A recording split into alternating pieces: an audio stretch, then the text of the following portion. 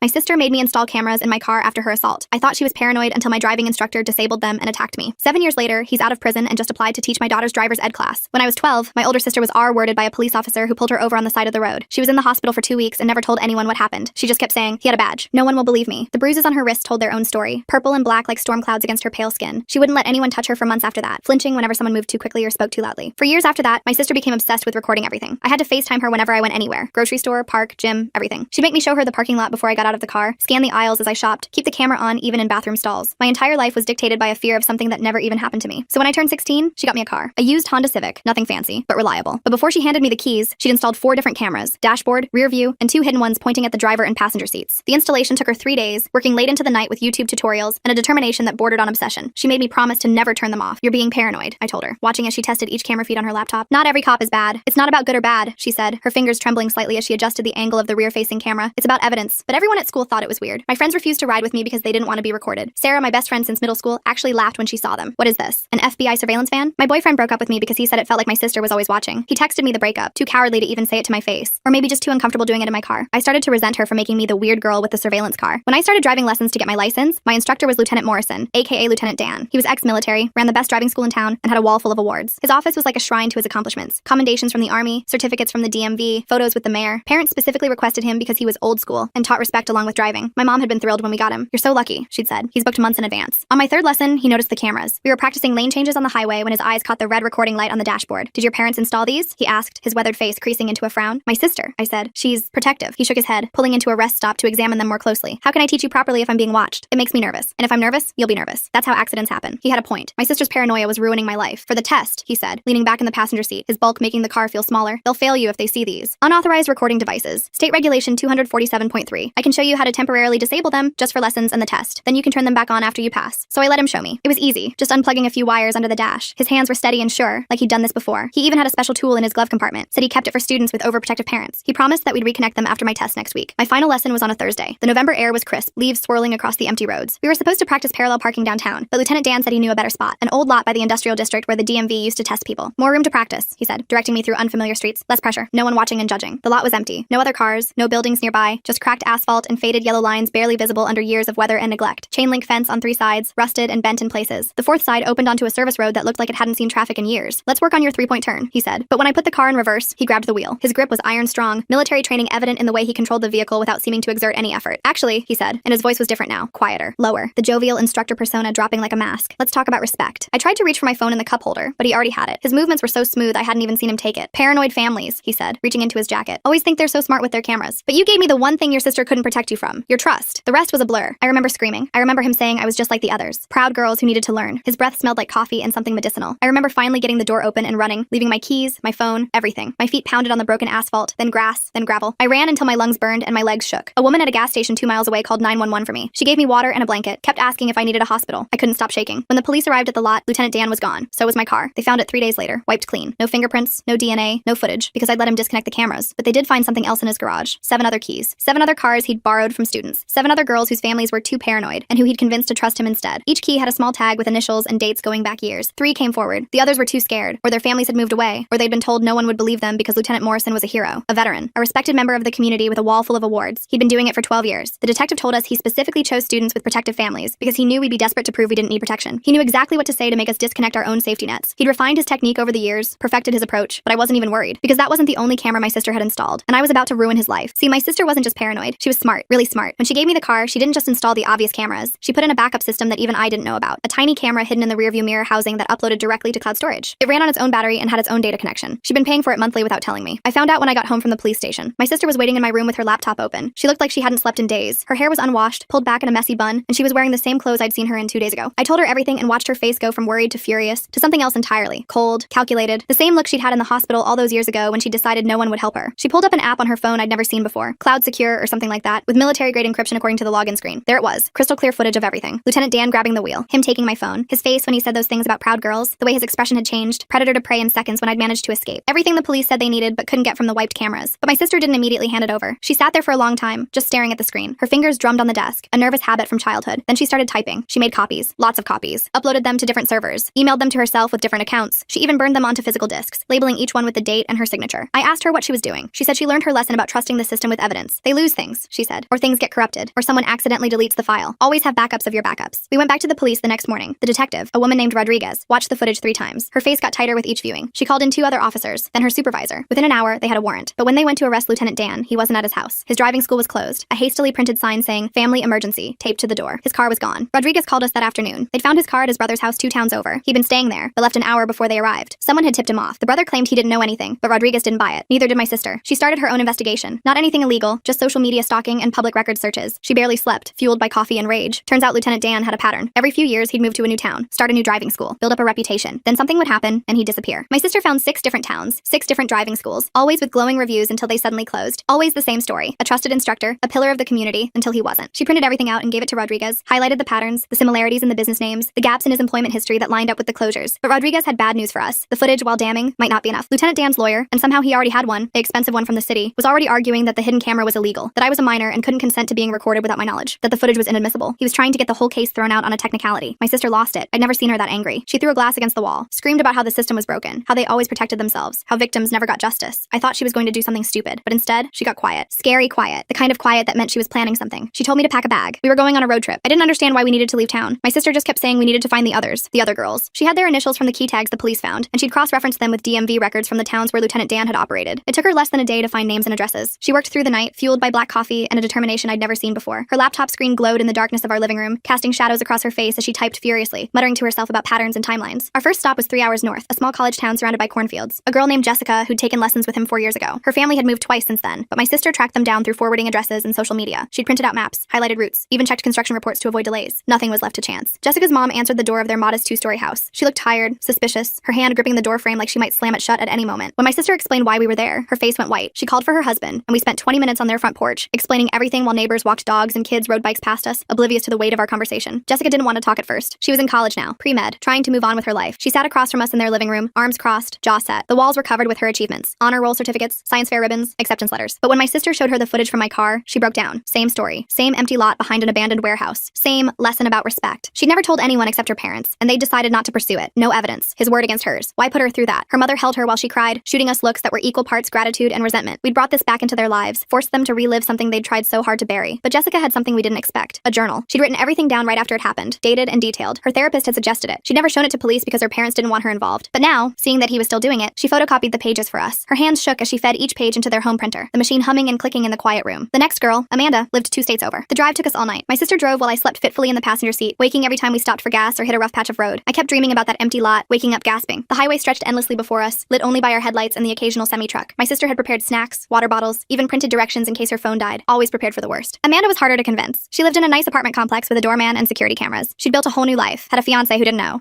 She begged us to leave her alone, standing in her doorway like she couldn't decide whether to let us in or call security. Her engagement ring caught the hallway light as she gestured, pleading with us to understand. My sister didn't push. She just left her number and said if Amanda changed her mind, we'd be there. She spoke softly, gently, like she was talking to a spooked animal. We were walking back to the car when Amanda came running after us, barefoot on the cold parking garage concrete. She couldn't testify, she said, but she had something. Security footage from a gas station near where it happened. She'd gotten it from the owner years ago, planning to use it, but never did. It showed Lieutenant Dan's car leaving the area at the exact time she said. Not proof of the assault, but proof he'd lied about where he was that day. She handed us a USB drive, warned us it was the only copy, then ran back inside without another word. We spent a week on the road, living out of cheap motels and my sister's meticulously packed supplies. 7 girls scattered across 3 states, 3 willing to come forward, 4 who gave us evidence but wanted to stay anonymous. Photos, journals, text messages they'd sent to friends right after. One girl, Maria, had actually recorded him on her phone without him knowing. Just audio, but you could hear him talking about teaching her respect, could hear her crying, could hear the car doors locking. Each meeting was different. Some girls met us in public places, coffee shops, libraries, parks. Others invited us into their homes, their safe spaces. One girl, Sarah, met us at her church after hours. She said it was the only place she felt protected enough to talk about it. The empty pews seemed to listen as she told her story, her voice echoing slightly in the vast space. My sister organized everything into folders, color-coded, indexed, cross-referenced. She made multiple copies of everything, working at 24-hour copy shops to avoid leaving digital trails, mailed some to Rodriguez, uploaded some to secure servers, even sent a set to our aunt who was a paralegal in another state. She was building a case the police couldn't ignore or lose. Each piece of evidence was logged, dated, and verified. She created timelines, maps showing his movement patterns, charts demonstrating how he selected victims. But Lieutenant Dan was still missing. His brother claimed he'd gone camping, didn't know where. Rodriguez had alerts out, but he'd disappeared before. He knew how to stay hidden. My sister was getting more frustrated each day. She'd check her phone constantly, hoping for news. She barely slept, surviving on caffeine and determination. I'd find her at 3 in the morning, staring at her evidence boards, looking for patterns everyone else had missed. Then she had an idea, a terrible, dangerous idea. She wanted to use me as bait, set up a meeting, pretend I wanted to apologize, to drop the charges, get him to come out of hiding. I told her she was crazy. Rodriguez would never approve it. It was too dangerous. We argued for hours, our voices echoing in the empty house. She said it was the only way. I said there had to be another option. Neither of us would budge. But my sister wasn't planning to tell Rodriguez. She'd already started putting out feelers, posted on some driving instruction forums about looking for a new teacher after a misunderstanding with my previous one. Used a fake name, but included enough details that Lieutenant Dan might recognize the situation. She figured his ego wouldn't let him resist. He'd want to know what I was planning, want to control the narrative again. I should have stopped her. Should have called Rodriguez myself. But part of me wanted him caught too. Wanted this to be over. Wanted to stop jumping at every car that looked like his. And my sister swore she'd be careful. We'd meet in a public place. Lots of people around. She'd be watching from nearby. She had contingency plans for her contingency plans. What could go wrong? The response came after 3 days of checking the fake email account every hour. Not from Lieutenant Dan directly, but from a friend who said he knew an excellent instructor who specialized in nervous students. Very understanding about past troubles. The email address was generic, but the writing style was familiar. That same condescending tone. That same emphasis on respect and trust. The same way of making offers sound like favors. My sister set up the meeting. A busy coffee shop downtown. 2 in the afternoon. Lots of witnesses. She'd be at the table next to mine. Rodriguez would be in the parking lot, even though we hadn't exactly told her the truth about how this meeting came about. We'd said Lieutenant Dan had reached out to me wanting to explain his side. She didn't like it, but agreed to have units nearby. My sister had scouted the location 3 times, memorizing exits, checking sightlines, even timing how long it took to get from the bathroom to the front door. I got there early, ordered a coffee I couldn't drink. My hands were shaking so bad I could barely hold the cup. The ceramic rattled against the saucer every time I set it down. My sister sat 2 tables away, pretending to work on her laptop. She dyed her hair and wore sunglasses, but I could see the tension in her shoulders. Could see her fingers hovering over her phone, ready to call for help. The coffee shop was perfect. Busy enough to feel safe, quiet enough to record conversation. Business people on lunch breaks, college students studying, moms with strollers. Normal people living normal lives, unaware of what was about to happen at table 12. He walked in at exactly 2. Same khaki pants, pressed with military precision. Same polo shirt with the driving school logo, even though the school was closed. He looked older somehow, tired. There were new lines around his eyes, gray in his hair I hadn't noticed before. He sat down across from me and smiled that instructor smile. Calm, patient, like nothing had happened, like we were about to discuss parallel parking techniques. He ordered a black coffee, made small talk about the weather while we waited for it to arrive. His hands were steady, his voice was even. If you didn't know better, you'd think he was exactly what he appeared to be. A concerned teacher meeting with a troubled student. He started talking about misunderstandings, about how young people sometimes interpreted things wrong, about how he'd been teaching for 20 years without a single complaint until now. He said he understood I was scared, that my sister had filled my head with paranoia. He could help me see things clearly if I just trust him. His voice was hypnotic, soothing. I could see how girls had believed him before. I wanted to throw my coffee in his face, wanted to scream, wanted everyone in the shop to know what he was, but I had to keep him talking. Rodriguez needed him to say something incriminating, so I nodded, played along, asked him why he'd left town if he hadn't done anything wrong, kept my voice small, uncertain, like maybe I was starting to doubt myself. His face changed then, just for a second. That same look from the car, the mask slipping to reveal something darker underneath. Then the mask was back. He said his lawyer had advised him to lay low, said people like my sister could be dangerous when they got fixated on something, said he was actually worried about me, being influenced by someone so unstable. He reached across the table like he might pat my hand, and I had to force myself not to recoil. That's when my sister stood up. I don't know if she'd planned it or if she just snapped. She walked over to our table, calm as could be, and set her laptop down in front of him. The screen showed the cloud footage, his face grabbing the wheel, him taking my phone, crystal clear. She'd enhanced it, zoomed in on his face. You could see the moment he decided to take me to that empty lot, could see the calculation in his eyes. He went pale, started to stand up, his coffee cup tipped over, spreading across the table in a dark puddle. But Rodriguez was already coming through the door with 2 other officers. They'd been listening through the wire I was wearing, had heard him trying to gaslight me. Combined with the footage and the other girl's evidence, it was enough. The arrest was quiet, no drama. He didn't resist, just kept saying he wanted his lawyer. The coffee shop patrons watched in stunned silence as they let him out. As they led him past the window, he looked back at me, not angry, just disappointed, like I'd failed some test, like I'd proven I wasn't strong enough to keep a secret, like I'd broken some sacred trust between teacher and student. The trial took 6 months. His lawyer tried every trick, said the footage was doctored, said the other girls were copying my story for attention, said my sister had orchestrated everything because of her own trauma, but the evidence was too much. 7 girls with similar stories, documentation going back years, the pattern of moving towns and changing names, the key collection that he couldn't explain away. The other girls were brave. Jessica testified via video link from her college, her voice steady as she recounted every detail. Amanda submitted a written statement that was read aloud by the prosecutor. Even Maria, who'd been the most scared, agreed to play her audio recording in court. Each testimony built on the last. Each detail corroborated the pattern, the empty lots, the lessons about respect, the way he'd disconnect the emergency brake. Lieutenant Dan took the stand in his own defense, still playing the respected instructor, still talking about trust and respect and how he dedicated his life to keeping young drivers safe. He brought his medals, his certificates, letters from grateful parents whose children he'd taught, but the prosecutor tore him apart, asked him about the key collection, about the closed driving schools, about why he specifically targeted students with protective families. He actually admitted that last part, said overprotective families created nervous drivers, said he had techniques to help them relax and trust the process. The prosecutor asked if those techniques included taking students to isolated locations, if they included disconnecting safety devices, if they included physical assault. Each question was precise, surgical, designed to strip away his defenses. His lawyer objected to everything, but the damage was done. The jury could see what he was, could see through the medals and certificates to the predator underneath. It took them less than 2 hours to convict. 7 counts of assault, 3 counts of kidnapping, 1 count of theft for taking my car, guilty on all charges. The sentencing was last week. The courthouse was packed. Other girls had come forward after the trial started, though too late to testify. They sat in the gallery, silent witnesses to their own stories. 25 years. Not enough for what he did, but enough to keep him away from other girls. The judge called him a systematic predator who used his position of trust to target vulnerable young women. She said the evidence was overwhelming and the pattern of behavior was clear. She thanked my sister specifically for her diligent documentation. After the sentencing, the other girls and I met up outside the courthouse. We didn't plan it, just all ended up there, drawn together by shared experience. Jessica hugged me, said my sister saved her from years of thinking she was crazy. Amanda cried. Maria just stood there, finally looking peaceful. We exchanged numbers, promised to keep in touch. A support group born from trauma but sustained by survival. My sister didn't come to the sentencing, said she didn't need to see it. She'd already won. She'd proven that evidence matters, that documentation matters, that being paranoid isn't crazy if you're right. She'd spent so many years feeling helpless about what happened to her. This was her victory too. I found her at home, finally sleeping peacefully for the first time in months. She still has those cameras in my car, still insists I keep them running, but I don't mind anymore. I've seen what happens when you trust the wrong person. I've seen how quickly someone can go from protector to predator. The cameras aren't about paranoia now. They're about power. The power to prove what really happened. The power to be believed. Rodriguez pulled me aside after the trial, thanked me for being brave. Said most victims never come forward. Said the evidence we'd gathered was the most comprehensive she'd seen in 20 years. Then she asked about the meeting at the coffee shop, how we'd really known he'd be there. She already knew, I could tell, but she needed to hear it from me. I told her the truth. About my sister's fake posts, about baiting him out. I expected her to be angry, but she just shook her head and smiled. Said my sister would make a good detective. Said sometimes the system needed people who wouldn't give up. She gave me her direct number. Said to call if we ever needed anything. My sister's different now. Still protective, still careful, but the anger is gone. That cold rage that had driven her for years. She smiles more, sleeps better, started dating again. She even took down some of the cameras in her own apartment. Not all of them, but some. Progress comes in small steps. She's helping other girls now. Set up a website about safety resources, hidden cameras, legal rights, how to document incidents. She gets emails every week from families dealing with similar situations. Sometimes she helps them find lawyers. Sometimes she just listens. She always tells them the same thing. Evidence matters. Documentation matters. Being prepared isn't paranoid. She's building an army of protected girls, one camera at a time.